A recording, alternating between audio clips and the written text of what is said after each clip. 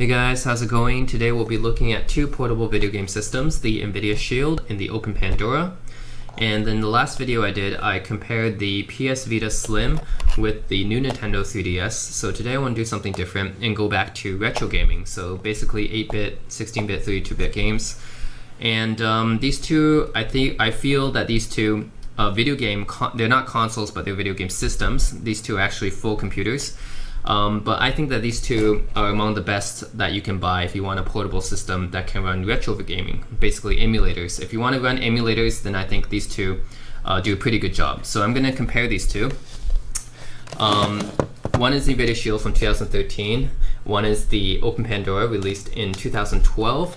And if you're a retro gamer, basically you have two options to choose from when you want to buy a portable video game system. You can either choose to buy an Android handheld or you can buy a Linux handheld.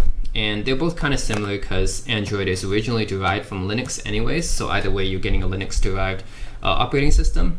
But I'm going to compare these two anyways. I'm going to run some of the same games and emulators and see if there's any performance difference between the two. Just out of curiosity. And so the first one, yeah, the Nvidia Shield, they're both clam tops. I call them clam tops because the lid opens up just like a laptop, and I like that. I like it because it prevents the screen from being damaged. A little bit more portable. Reminds me of a laptop. So yeah, these two are kind of different in different ways. They're very similar in other ways as well. You can see that the Open Pandora has a full QWERTY keyboard. This one, so you can actually run basically anything on it. It's just like a computer. And this one has an on-screen keyboard, being Android. So yeah, we're going to take a look at these two. Okay, so for those of you who haven't seen my other videos, I did a brief review of both of these, but I'm just going to go over them again for those of you who haven't seen them. The Nvidia Shield was released back in 2013. Hardware-wise, it has a 2 GHz processor. It's an Nvidia Tegra K1, I believe. And it has 2 GB of memory, 1280 by 800, 5-inch. This is the IPS screen, and comes with 16 GB of storage plus a micro SD card slot. You can see that the design of this is like a controller. It's kind of like a Xbox controller. So you have your dual analog sticks right here, your D-pad, and your standard 4 buttons here. Well, the Nvidia logo, and on the back you have what I was talking about. So I have two sets of shoulder buttons, so shoulder buttons and trigger buttons. You have a micro SD card slot, as I said, HDMI out, micro SD, and headphone jack right there. And the Open Pandora, in comparison, this was released just 1 year before the Nvidia Shield was, but it's much less powerful. It runs this one runs 1 GHz, so compared to the Nvidia Shield's 2 GHz. And it only has 512 megabytes of RAM. The Nvidia Shield has 2 gigs. And this one only has 512 megs of storage as well, so not that much. But again, this one is mostly expandable because there's 2 full-size SD card slots, not micro SD, but full-size. You have your headphone jack right there, your power on-off switch. And then at the back, you have one set of shoulder buttons only, a full-size USB port, AC adapter jack, mini HDMI, and a micro USB right there. And yeah, we're going to compare these two. So let's start the Nvidia Shield first. Alright, so hope you guys can see the screen well, or at least get a decent look at it. So we'll be looking at 3 different emulators today. We'll be looking at the Super Nintendo, the Game Boy Advance, and the Nintendo DS, because I feel like these 3 are the ones that are pretty popular amongst the emulator community, and it's easy to find emulators and ROMs for these 3. So, and they're all Nintendo consoles, which makes it easy because I'm just going to be looking at Mario games. So, we'll just look at Super Mario World. Alright, so this is Super Mario World on the Nvidia Shield.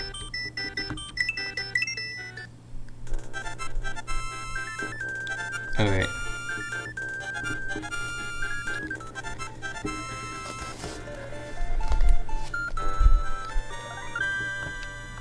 Okay, this is not the original Super Mario World, but oh well. It's going to be the same game on both of these consoles, so. Alright.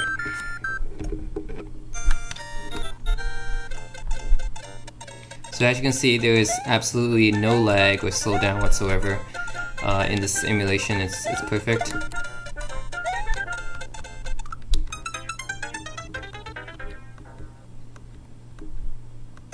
Let me try this one.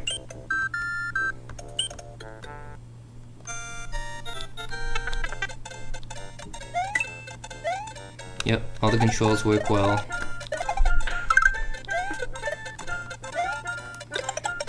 As you would expect.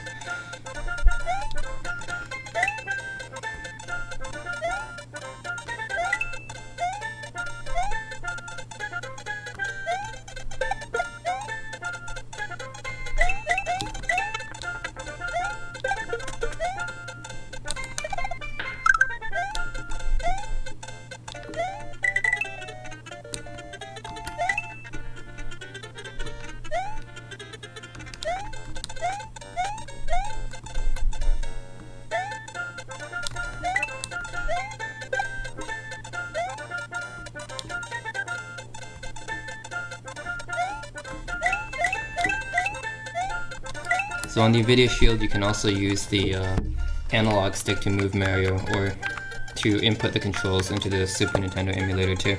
Or the D-pad. I prefer using the D-pad because it's more retro-like.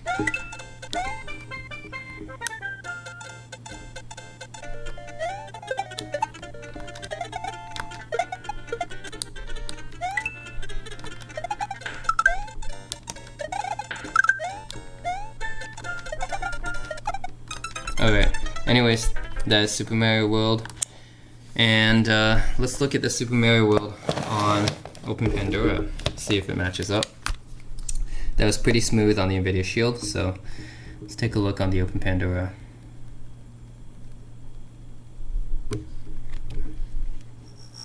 Okay.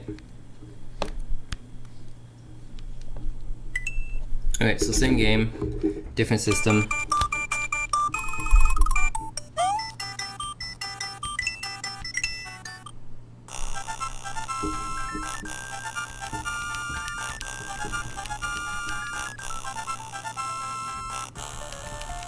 Both of these consoles have stereo speakers, so you're hearing stereo sound on both of these games, and on other games if they support stereo.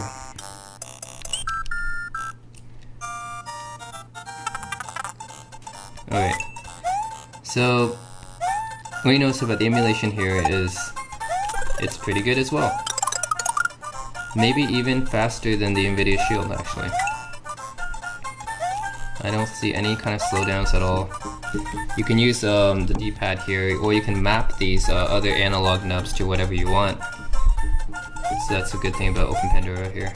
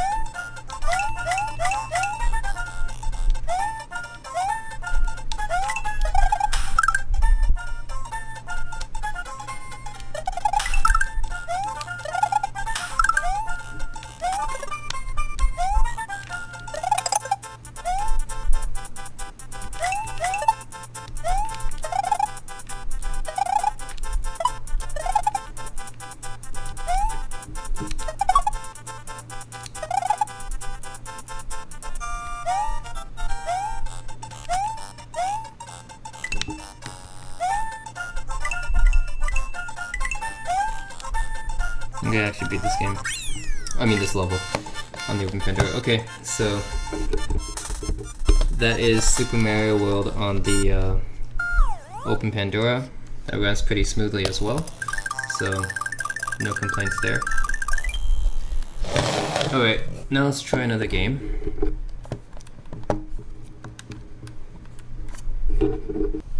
Alright, so next let's choose a Game Boy Advance game. Let's do Super Mario Advance 4. So basically Super Mario Bros. 3. one of the best games ever.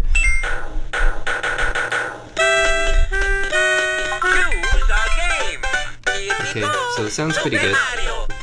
Very, very accurate. Very loud.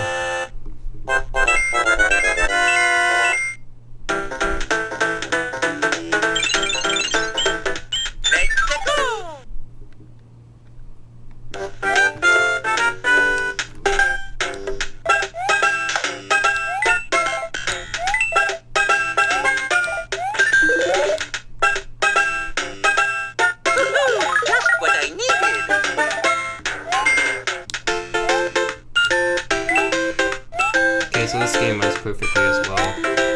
I mean, obviously you guys, if you guys play emulators, then know that Visual Boy Advance is a very, very good emulator. I've had pretty much no problems with this, and I played Visual Boy Advance for a long time, so I haven't had really any problems with any GBA games running on it.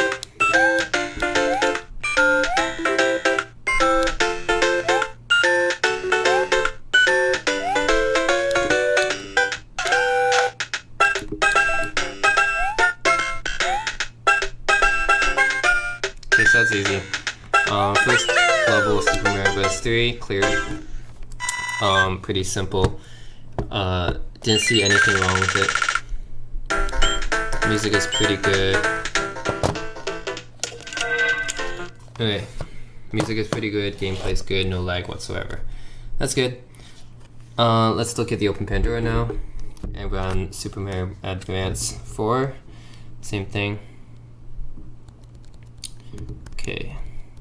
And keep in mind that the horsepower of this system is a lot less than the Nvidia Shield. It has half the clock speed, only 1 gigahertz, and like 25% of memory. It only has 512 megs of RAM, and the Nvidia Shield has a full 2 gigs. So just keep that in mind. Okay, let's start this. Enter. Go.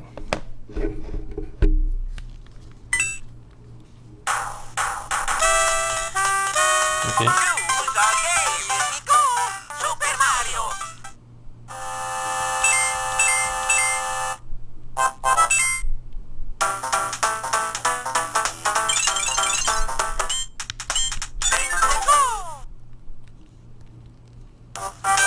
Okay. I see a little bit of lag on this. Yeah. It's not that smooth.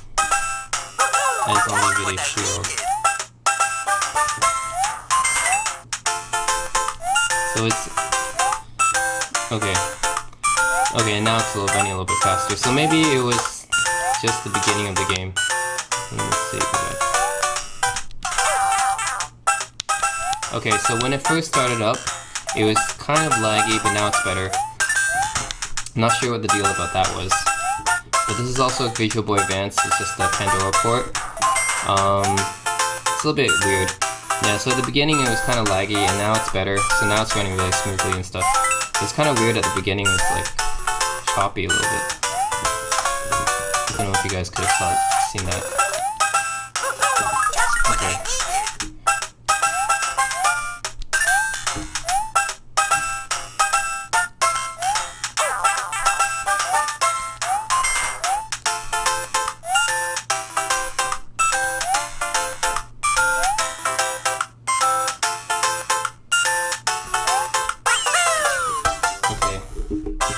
Pretty easy. Yeah, so that's kind of weird that it was kind of choppy at the beginning, but now it's much better. It's running much faster now. Just want to make sure that this doesn't happen the second time. Okay.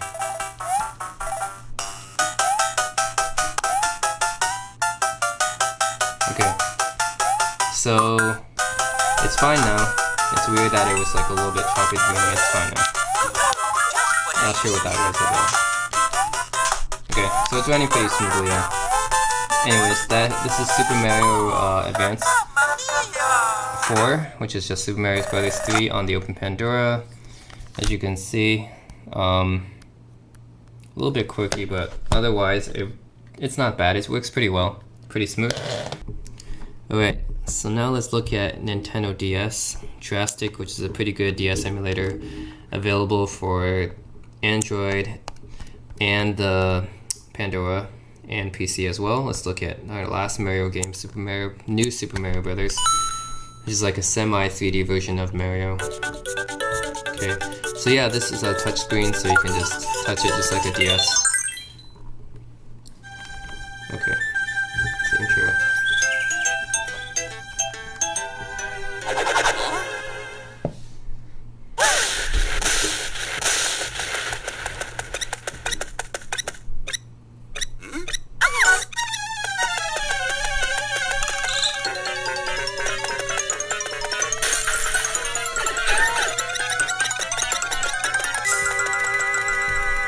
Alright.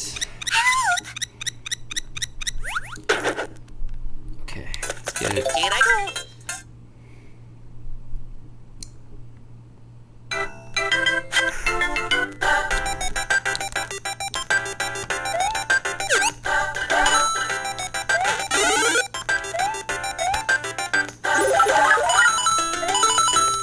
Okay, so it's like Mario is 3D, but the background is 2D. So it's not exactly Super Mario 64, but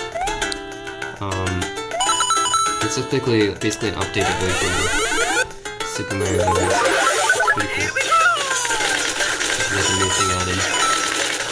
You become giant Mario.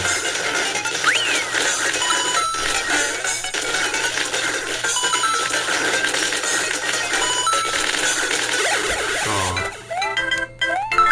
Almost got to the end, okay.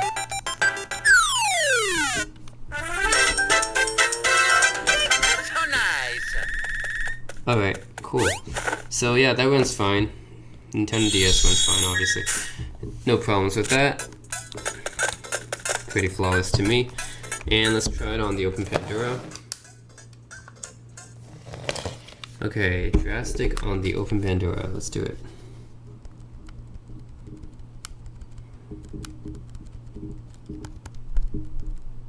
Here we go.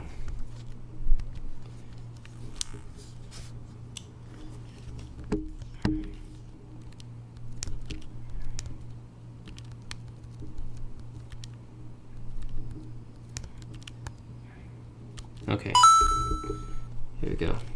And the Pandora also has a touchscreen too, so I can also use it just like a DS. Okay, same thing there.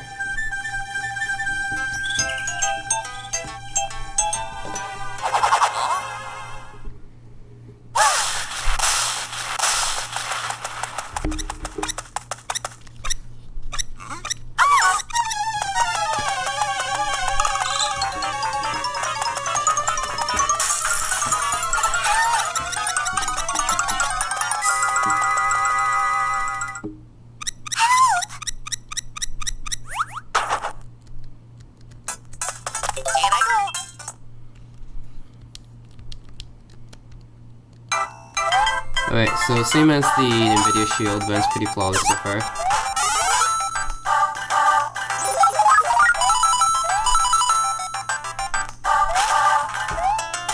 So what I noticed about the Pandora is that compared to the emulators on Android, it runs slightly faster.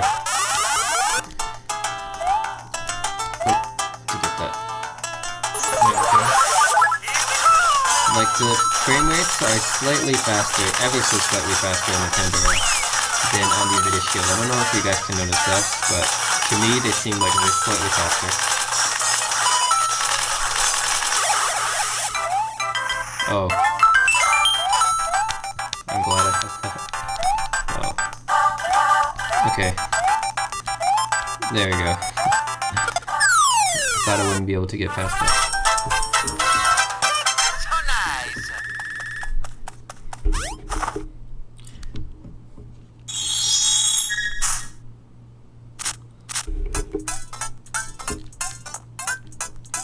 Alright, so yeah, it seems a little bit faster to me. Interesting. The same thing on the other emulators too. It seems slightly faster than on the Nvidia Shield. Like the frame rates are slightly faster for some reason. This despite the fact that the Pandora is a slower system.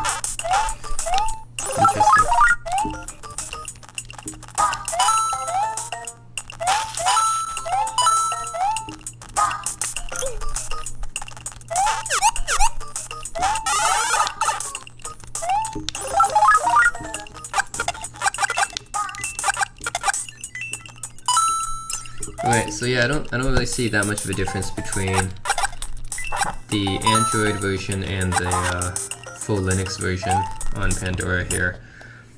So in other words, yeah, these two systems perform pretty similarly. Maybe you guys are not surprised to hear that at all, because they are both based off of Linux, and they both are very well known for emulators. So either way, you can't really go wrong. What I can say in conclusion is that if you like Android, if you guys like to do a lot of other things, like media, basically browsing websites and stuff, it's going to be a better experience on Android. And if you guys like to do hacking, then, or download a lot of different packages and install your own custom stuff, then Linux is probably better. I would say for one thing that when I set both these up for emulation, for Android, it's just as easy as going to the App Store and downloading it. Whereas for Linux, you might have to configure it a lot. You might have to actually go into the settings, the conf files, and edit some stuff before it can work. So Linux requires a little bit more hands-on stuff, hands-on hacking than the Android version, whereas the Android version just works just right out of the box. You don't have to configure anything. Almost all the time, almost all the emulators I found on the Android, they just work right out of the box. Whereas with the Pandora, I had to modify them, some of them a little bit, in particular like Lupin 64, I think. I had to modify that one quite a bit before it could work. So a lot of these ones, they are not quite as simple as just open it up and it works all the time, at least not with every game. And the other thing is this one on the Google Play Store, sometimes you had to pay for these emulators. I think Drastic one I had to pay. And some of these other ones you had to pay like 99 cents or whatever. So if you are really picky about paying for stuff, then Linux, you don't have to pay for anything. I mean, Pandora, you can just download it from the Pandora repo for free. You don't have to pay anything. So yeah, in conclusion, that's it. The emulation is both great. So on either of these consoles, the emulation is great. You have a whole bunch of different systems. I have everything from like PSP, and you can get like a whole bunch of other systems as well, Dreamcast, PlayStation, PSP, Game Boy Color, what have you. On the Android, on Linux, you have possibly even more. I have like, at least on the Pandora, I have like even more here. I have like Commodore 64 and Atari, and I have Amiga systems on here. I have the Apple II. I'm pretty sure there might be for Android as well, but anyways, it's all free here. You don't have to pay for any of it. So all it comes down to is that Linux, you do have to hack around a little bit more to make it work, but you don't have to pay for it. Whereas with Android, you don't have to hack around a lot. It just works out of the box, but you might have to pay for some of these emulators. And the emulation on both of these games are more or less pretty good. So emulation wise, if you're a retro gaming fan, you can either pick Android, and I think other than Nvidia Shield, there's a wiki pad which I also reviewed, but it's a little bit too bulky. In my opinion, just the controller for the wiki pad is massive, and I like the fact that it can be a standalone tablet as well, but the fact that it's just so massive, it's not really viable for me. I think the Nvidia Shield is much more portable as a 5-inch screen. It does weigh a lot more than the Pandora does, but I mean, it still doesn't weigh as much as the wiki pad. Otherwise, you can go for the JXD. JXD you can find on Amazon. You just search for it, or eBay. They make a lot of good Android retro gaming consoles as well. Comes with all the analog joysticks and stuff. It's all there. The Arcos Gamepad 2, the Xperia Play, which is like a phone that had gaming controls on it, and a few other ones I think for Android. I think that's the main ones that people go for. But in my opinion, Nvidia Shield is the best one. On the Linux side of things, there's the Open Pandora, which is my favorite because you have this full QWERTY keyboard here, which is really nice for playing DOS games. And you can also go for like I think it's called the Dingu. There's a Chinese one called the Dingu. There's the GP2X, which is Korean. And there's the GCW0, which is a Kickstarter one. But those ones I don't like as much because they don't have as many features as the Open Pandora. They don't have dual analog sticks, and they don't have this flip talk box, and they don't have as much a variety of emulation, in my opinion. So yeah, I prefer the Open Pandora to those ones. The GCW0 is pretty good if you want to only emulate like up to Super Nintendo, but once you get to Nintendo 64 and PlayStation and Sega Saturn and Dreamcast, you're going to want to have more controls, and it just doesn't do enough for me. So I prefer the Pandora when it comes to the Linux handhelds. So yeah, in conclusion, if you want to find an Open Pandora, you have to do so on eBay. I think they're pretty rare, kind of hard to come by. They're about 200, 300 bucks if you're lucky. But yeah, if you ever find one, then do pick one up. I think they are pretty unique, especially with the full QWERTY keyboard and the full Linux distribution on here. You can do a lot more than just play emulation games. There's a full Linux computer in here. It is not as powerful as Nvidia Shield. It is lighter, however, so it does have that going for it. The Nvidia Shield is more heavier, and as for the Nvidia Shield, you can find it on Amazon or eBay pretty easily. Definitely more easily than the Open Pandora, and it's also around 200, 300 bucks, I think. And I know that Nvidia made a new one called the Nvidia Shield Tablet, but to me that one's not as portable. You had to bring around a separate controller and stuff. You might as well just buy like a Moga controller if that's the case. And the whole point of this is being, portable gaming machine. Well, I just prefer the portable version. So as a screen attached to it already, I don't need to.